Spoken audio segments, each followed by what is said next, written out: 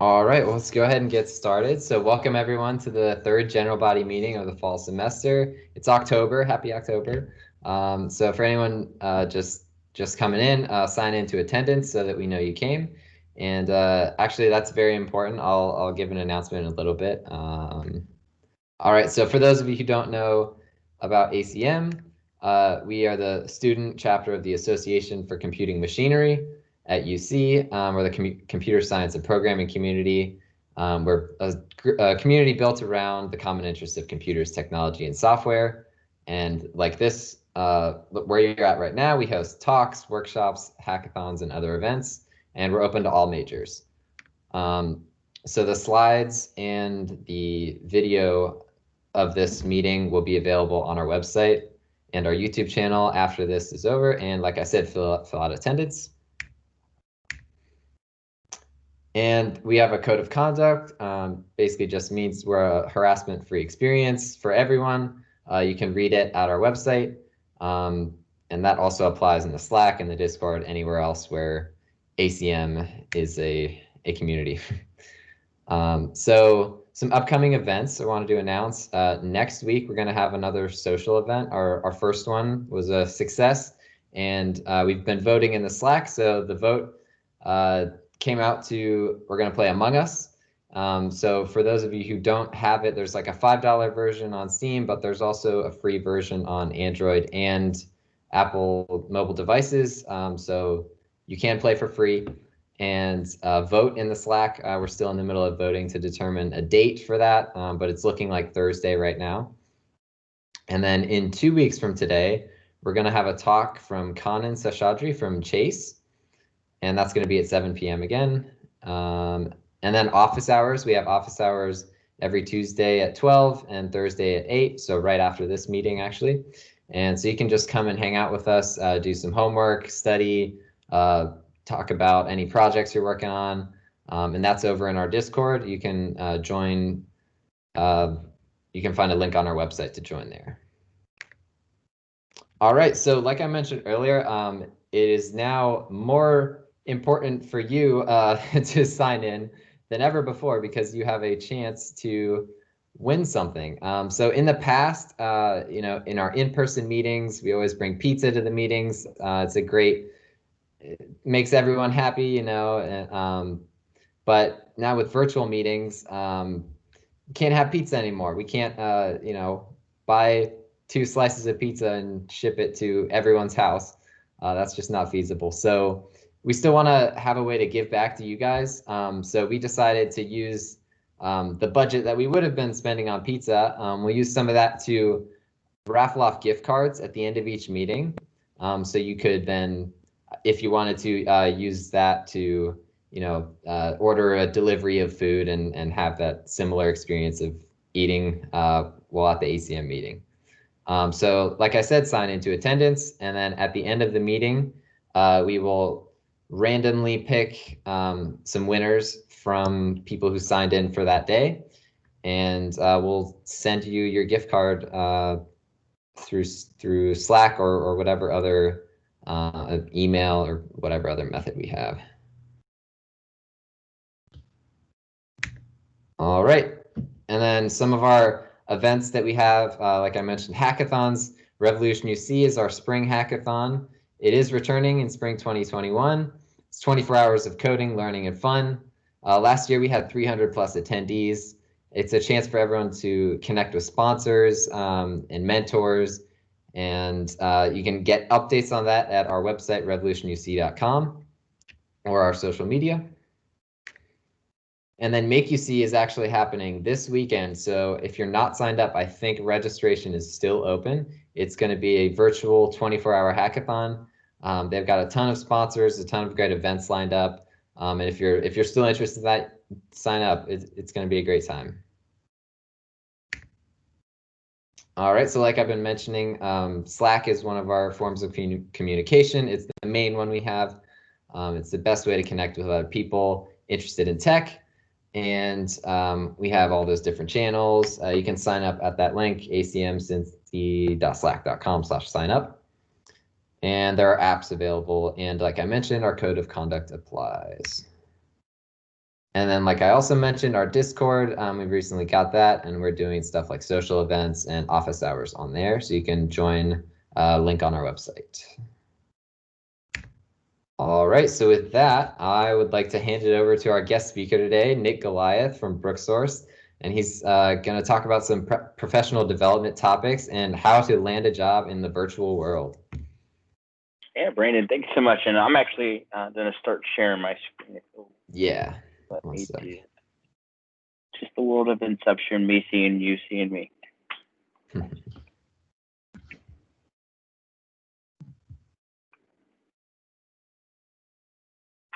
Can you all see my screen? I always get worried. Okay, awesome. So really with landing your job in the virtual world, really wanted to kind of chat about one of the biggest pushes and one of the biggest initiatives we've seen is the overhaul of the online as well as virtual presence. So a bulk of the presentation will be talking about your LinkedIn presentation as well as building out that network from your virtual as well as those impact with those relationships. So to really hop into the meats and potatoes with my organization, I actually work for the Brooksource side of the house. So in whole, our organization is the 811 group. Within the 811 group, we have Brooksource, which is more of the information technology, more IT focus.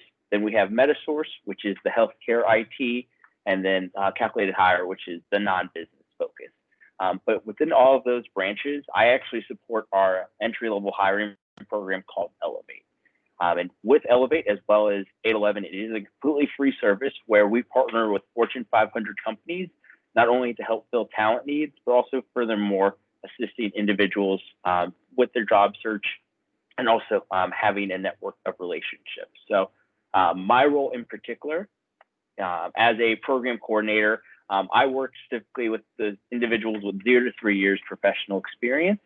With the majority of the roles that I am placing individuals, they tend to be a full-time opportunity, but then also we do partner with organizations within internship and co-op. But to be very honest, our relationship can start as early as freshman year because we want to help individuals learn about the market, be able to understand what it takes to make yourself the most presentable and put your best foot forward. So really within the day-to-day and the support of that, it's really being able to work with individuals, helping and assisting that job search, but also helping them with that cultural transition you may be going through. So one of the biggest pieces that I've actually seen as a big push into hiring, as well as even seeing that connection since we haven't had as much in-person relationships, has been a bigger push into networking using LinkedIn. So by no means, you don't have to feel like I'm going to read word for word from the slide, but the biggest takeaway is understanding that there are 40 million students and recent grads already on LinkedIn.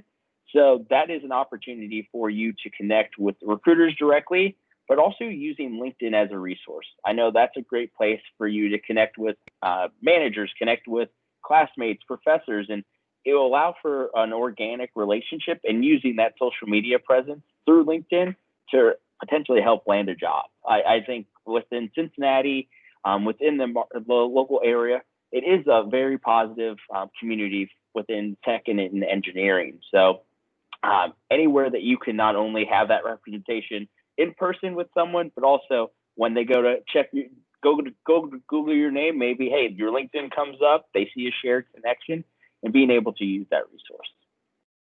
So from some of the good and bads, and I'll go into these of the goods and the bads and keep it light, but this is something that I want to make sure that individuals know, like, hey, what is good content for me to have on there? What do I keep off? So for this individual, what I really love about his LinkedIn profile is he is using his LinkedIn as a virtual resume.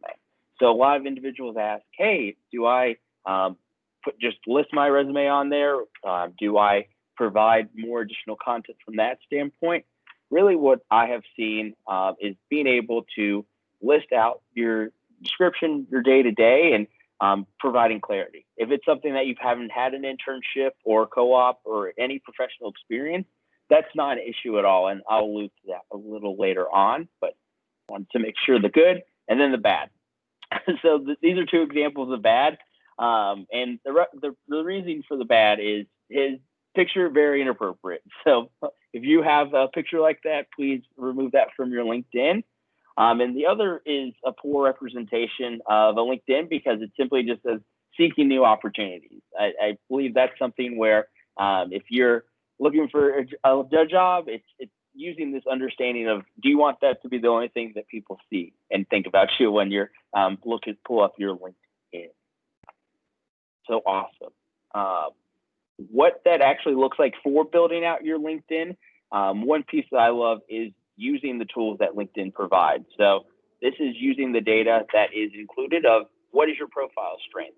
And so with the profile strength, it will say what your breakdown is of how likely and really how viewable your LinkedIn can be. So I know when I first started in college, it was not even intermediate. It was very basic. But as I grew in tenure and was adding connections and was adding content from my volunteering, my professional experience, it will naturally grow and get past that intermediate level. So one thing I did want to just kind of stop before go too deep into some of the true details of the LinkedIn. Want to see if anyone had any questions.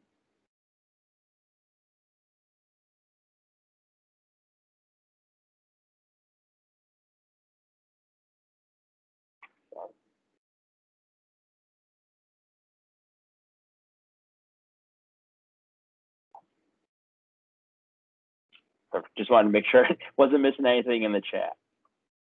I'll start sharing that again. Perfect. So this is the title. Oh, it looks like we got a question. Oh, okay. Yeah. The last second. Yeah. How often to post on LinkedIn? Great question. So how often to post on LinkedIn is an understanding of what are you going to be posting on LinkedIn. So it's using it more for the sharing of content or really helpful articles. I think the biggest struggle that I see with LinkedIn is people are starting to use LinkedIn almost as a Facebook. So it's an issue of whenever someone has a fluid thought, they're posting about it. But I really believe it's something that the same thing that if you feel like putting it out to the world and understanding who's going to be seeing it, when it does come to a post, it's always helpful to share content. Literally, there's the shared process, like you share a post, or long but not least, understanding what is going to be the relevant and what is going to be the takeaway, and is there a professional view and is there a professional purpose behind the post that you're putting out there? Does that make sense?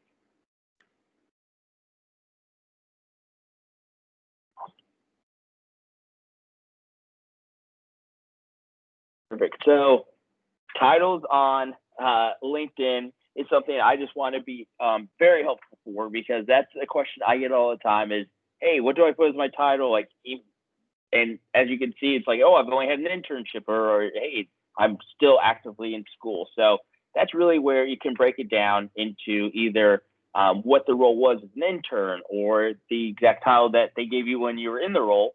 But I also believe it's a university focus. So if it's something where you haven't landed a co-op or internship, potentially a University of Cincinnati senior looking for an entry-level job, or you can even say current third-year student at the University of Cincinnati studying computer science. So that's where that title that you would have either in your header or have on your description would be very helpful. And so from that creative piece, that's something where it's leaning of what are you looking within that header and that piece. Awesome.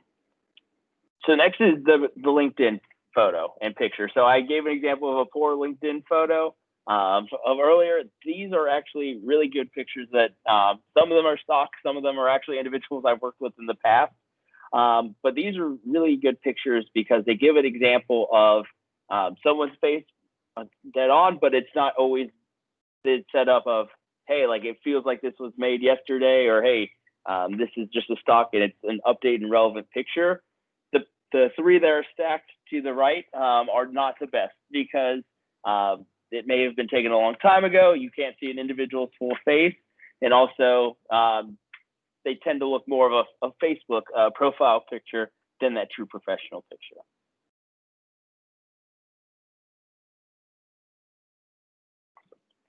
So the About Me section, this is really where you can advertise and provide more clarity. So this is where you would be chatting about where you're from, where you're located. So simple enough, if you're looking for an opportunity in Cincinnati, Ohio, there is that capability of saying location in Cincinnati, Ohio. If you're looking outside of this neck of the woods, you can actually put different locations and update that.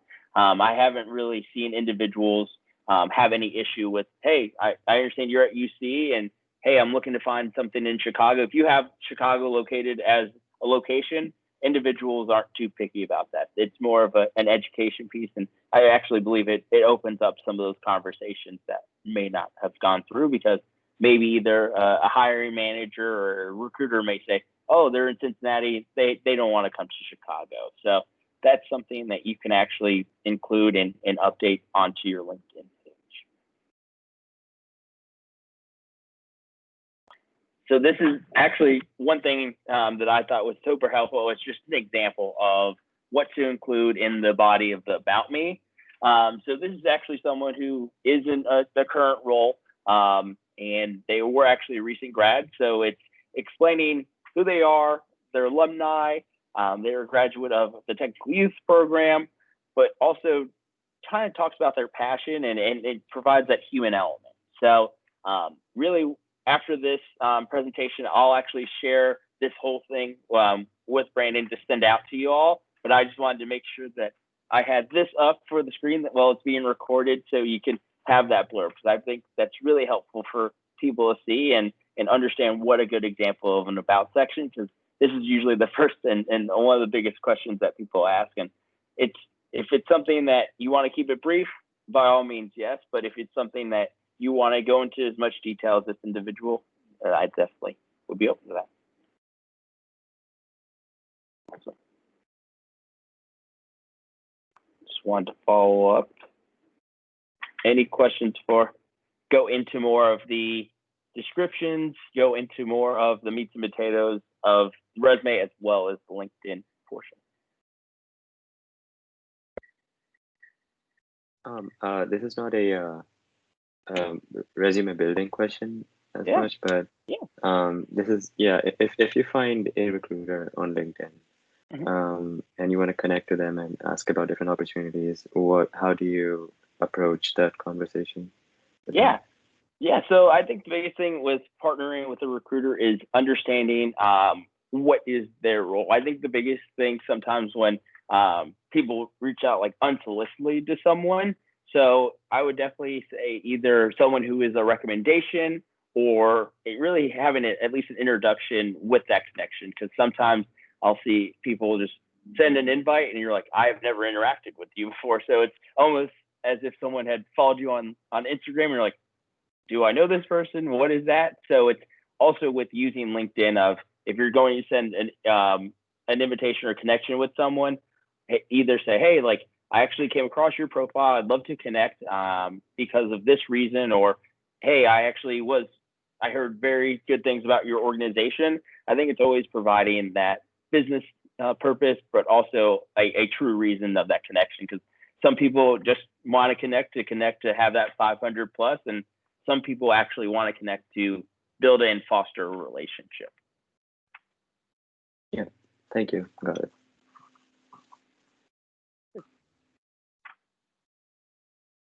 I'll hop back into the work experience. So this is actually something that is transferable to the resume building as well, but also using your LinkedIn as a platform of being that virtual resume.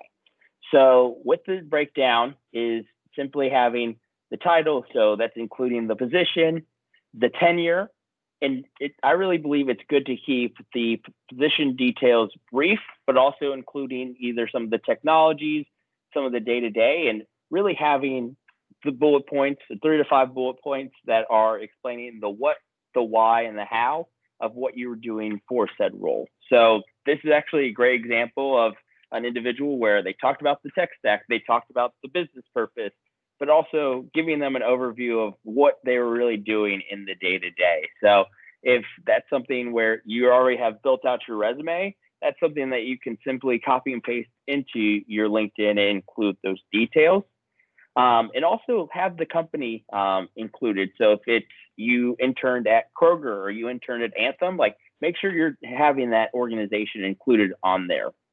So that when an individual is like, hey, I would love to have someone who co-opted at Kroger in the past to join my team at Great American. So I think that's something where some of those transferable knowledges, or even an understanding of, hey, I see you had interest in working in the banking industry. There's an organization that has interest in banking, and they may see that either from your co-op or internship experience and understand where that could help and align for the future.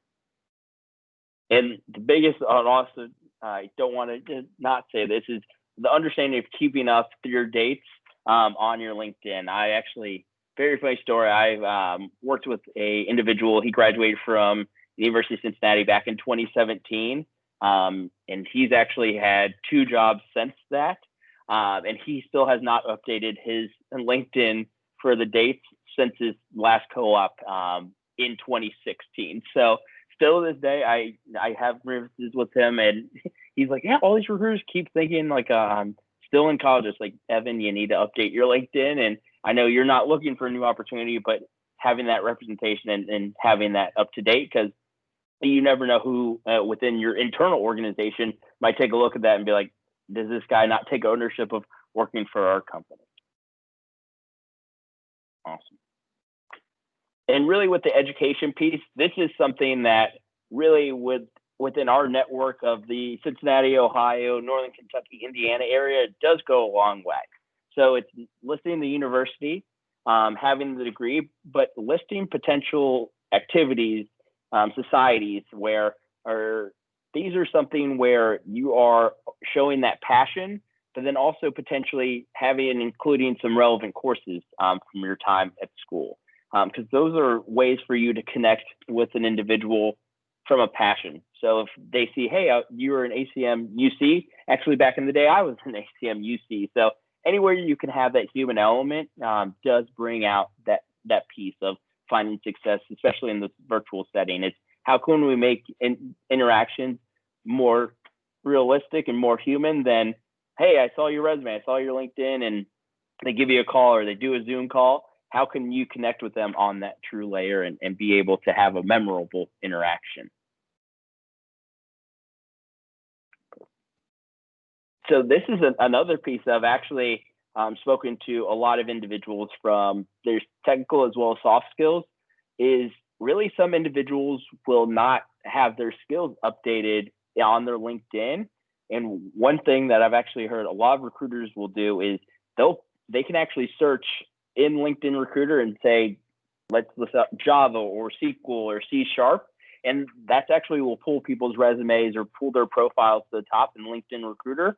And if it's something that's not listed in the skill section, a profile may not pop up. So someone may not be able to see. So really with the recommendations of either adding the skills or expertise to your LinkedIn profile, that does go a long way. And my timeline for adding it is something that you would feel comfortable talking about in an interview. And that's really where you want to set yourself up for success. I know that's a newer concept. So are there any questions about the technical skills, soft skills on either a resume or on a LinkedIn?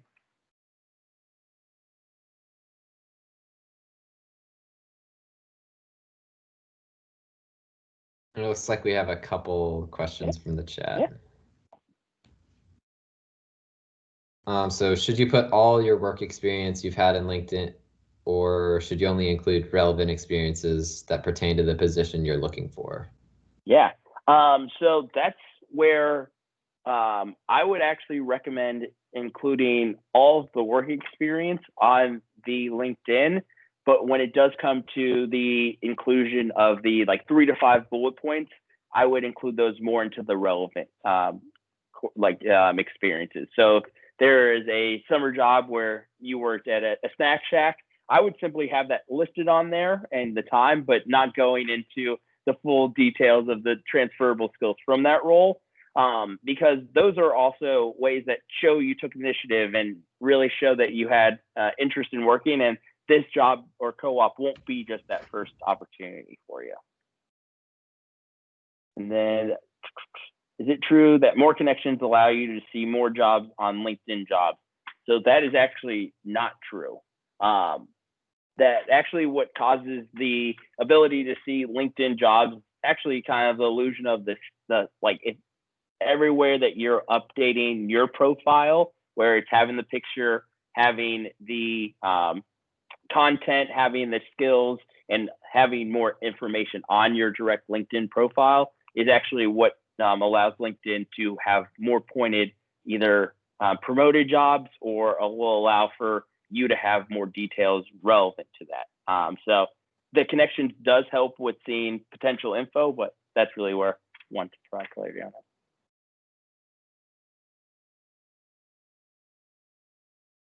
that. Awesome. Great.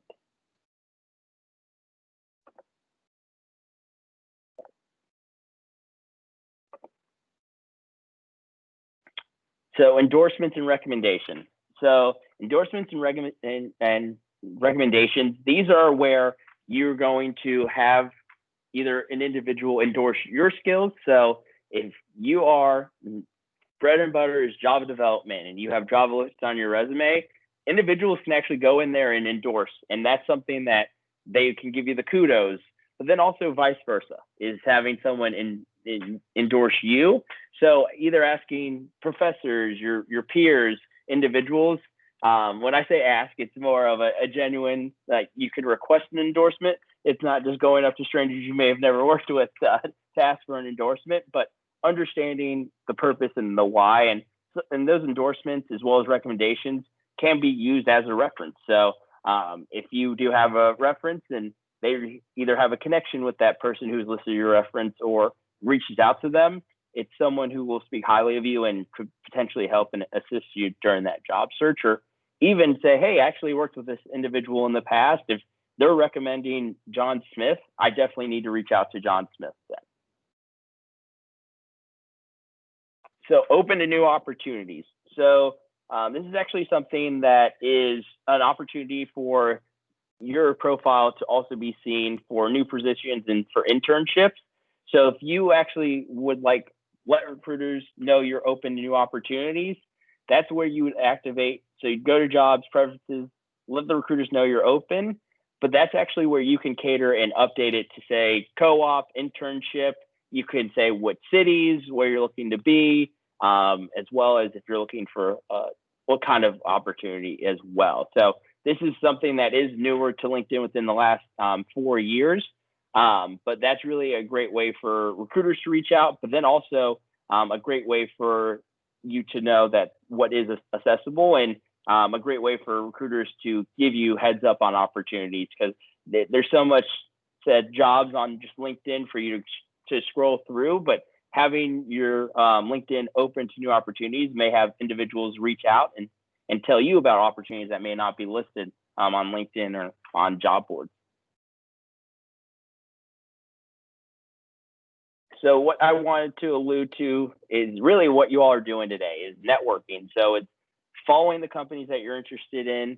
It's having the meaningful content, connecting with your alumni, with your classmates, recruiters, but it's also using LinkedIn as a resource to continue to grow and really be able to understand what is out there and what is accessible. So as I said, landing a job in this virtual world, it's using your LinkedIn and using that virtual presence to really be able to set yourself up for success.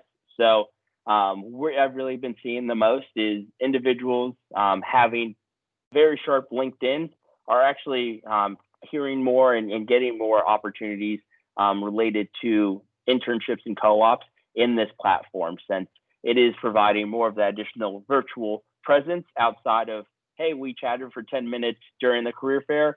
Hey, you connected with me after the fact. It's really going to allow for more of that ongoing relationship and ongoing network to continue to build.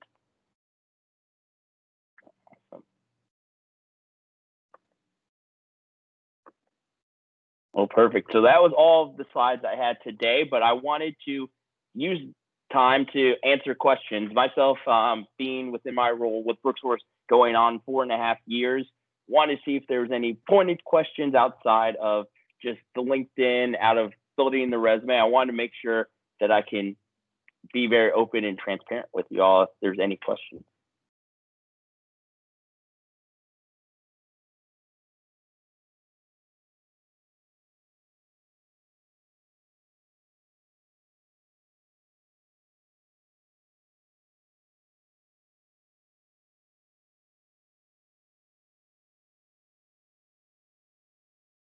We got some.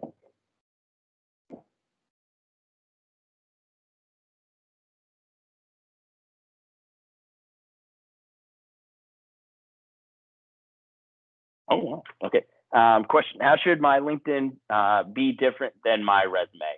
So one way that your LinkedIn can be different than your resume is really within the streamlining of your LinkedIn profile. So I really believe that is the inclusion of keeping it to the 3 to 5 bullet points within the descriptions, but also having that skill section. So with your resume being very formatted, very standard look, I really believe it's having your personality shine in that LinkedIn. And that's from the About Me section. That could be about the recommendations, those endorsements, and that's all streamlined into one place. Where technical resumes tend to say your name, where you went to school, your technical skills, and then what co-ops or jobs have you had in the past. I really believe that LinkedIn is an opportunity for you to shine and show more of that personality.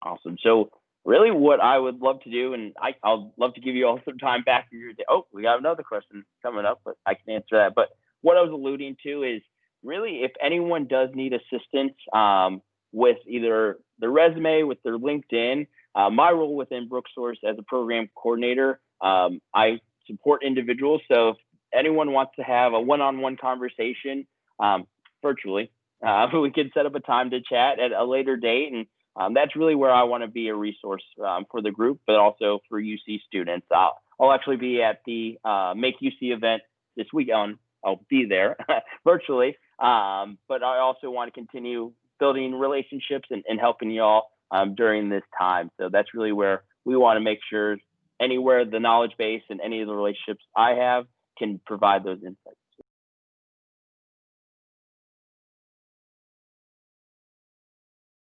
Awesome. As a first year student, what are some strategies for building my resume, LinkedIn to land my first co-op next year?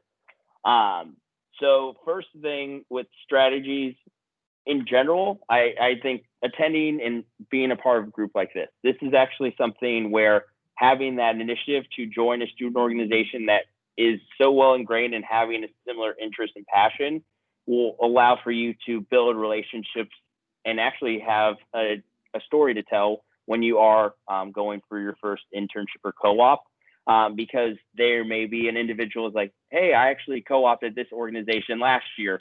They can not only give you like their insights, but it's also maybe you could be potentially a referral from their side. So when it does come to some of the strategies for building that resume / LinkedIn as a first year student, I really believe it's including some of those relevant courses within that education section and maybe even some projects that you've worked on in school. So if there was a software development focused project or a data analyst focused project, including any of those on the resume. And I know UC does a great job with their co-op advisors of assisting students and kind of that rundown and gauntlet.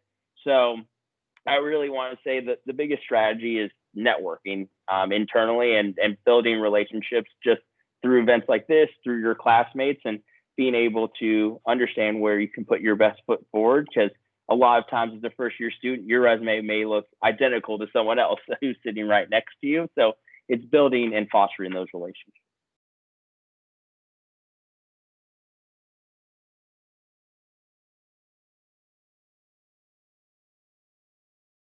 Yeah, so that I do not see an issue with having bullet points from your resume onto your LinkedIn.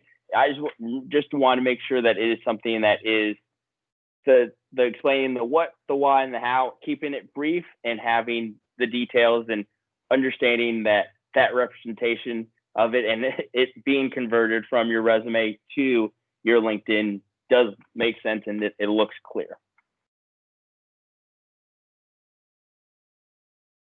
And I know sometimes people actually attach their resume to the LinkedIn.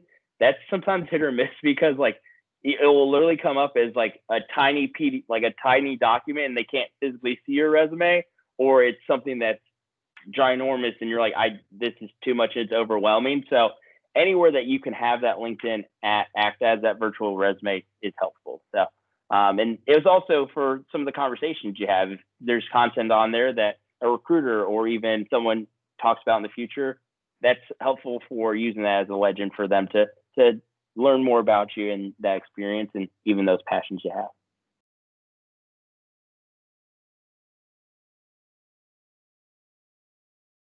Awesome. So yeah, well, I will definitely want to make sure I'll be following up with the document for that PowerPoint, which also has my contact information. I'll put it in the chat just because it's easy enough since I have it. But my email is ngoliath@brooksource.com.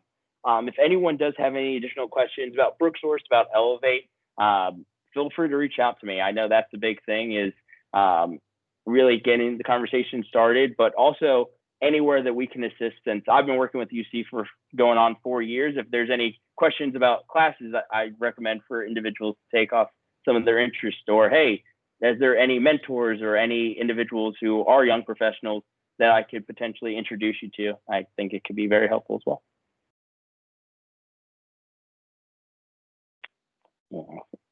Thank you so much for your time tonight. I'm super excited for you all to continue rocking and rolling in the future. But if there's anything you all need from me, I'm just an email away.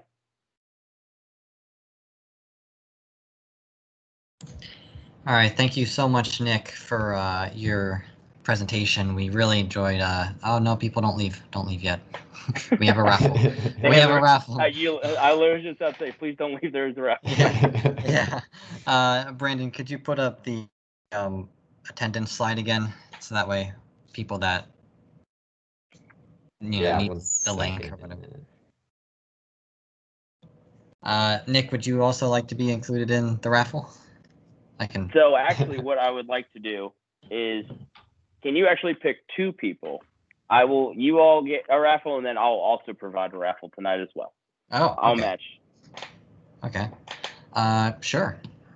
Let's see. So, if you haven't already, go ahead and do that attendance, and then we will get the raffle going. Can you see it? Can you see my screen? Yes, we can see you. Okay, all right.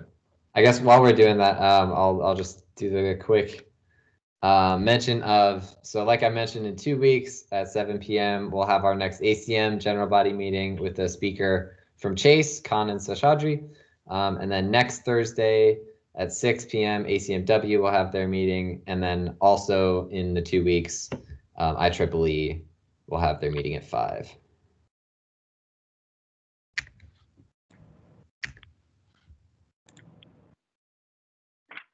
And thanks again, Nick, for doing this. That was very informative, and I'm sure it helped a lot of our members get a grasp on some of this stuff if it's new. Yeah, and the big thing is, I know I'll be following up with that document as well. I'm a big advocate of kind of chatting through and wanting to follow up versus me. I'm gonna read this line by line at you, and you're like, okay, Nick, I could do this myself. So I want to make sure to make it this conversation for you as well. So Nick, for this raffle, we were planning on excluding our ACM exec, which in that case would mean that we only have 4 entries, which is pretty good odds for getting a gift card. Just thought I'd let you be aware of that. So I'm gonna go ahead and hit my random button here by just refreshing my page. Oh, hold on. They turned out to be the same thing. Give me a second. Once again, same thing. Just give me 1 second. Sometimes it gives the same results. All right. So it looks like it's going to be Baru and Alexander are the winners of the $20 Amazon gift card. Is Alexander still here? Yes, Alexander's still here. And is Baru still here?